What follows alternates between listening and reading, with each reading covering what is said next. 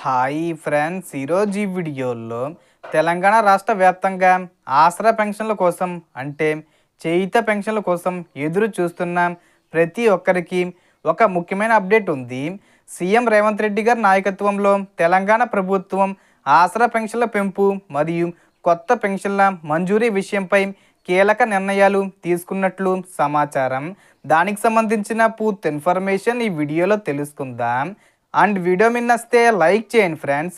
మీరు చేసే ఒక లైక్ వల్ల ఈ వీడియో ఇంకో 10 మందికి రికమెండ్ అవ్వడం జరుగుతుంది ఫ్రెండ్స్. సో దాని ద్వారా ఈ ఇన్ఫర్మేషన్ అందరూ తెలుసుకోగలరు. సో ఏమాత్రం లేట్ చేయకుండా వీడియోకి వెళ్ళిపోద్దాం. సో ప్రస్తుతం వృద్ధులు, వితంతువులు, ఒంటరి మహిళలకు నెలకు 2016 రూపాయల పెన్షన్ అందుతుంది. ఈ మొత్తాన్ని 4000 రూపాయలకు పెంచాలని ప్రభుత్వం నిర్ణయించినప్పటికీ ఒకేసారి కాకుండా విడతల వారీగా పెంచుతామని తెలిపింది.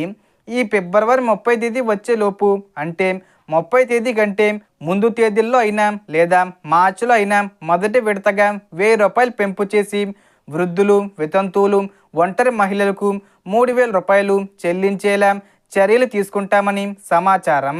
అలాగే ప్రస్తుతం వికలాంగులకు అందుతున్న 4016 రూపాయల పెన్షన్ను 6000 రూపాయలకు పెంచే లక్ష్యంతో మొదటి దశలో 1000 రూపాయలు పెంచి 5000 రూపాయలుగా చెల్లించే ప్రణాళిక ఉన్నట్లు తెలుస్తుంది. ఇప్పటికే రాష్ట్ర వ్యాప్తంగా సుమారు 43 లక్షల మందికి పెన్షన్లు కొనసాగుతున్నాయి మరియు డిసెంబర్ వరకు చెల్లింపులు పూర్తయ్యాయి. అయితే కొత్త పెన్షన్ల మంజూరీ విషయంలో గత 2 ఏళ్లుగా పెద్దగా పురోగతి లేకపోవడంతో అనేక మంది అర్హులు ఎదురు చూస్తున్నారు.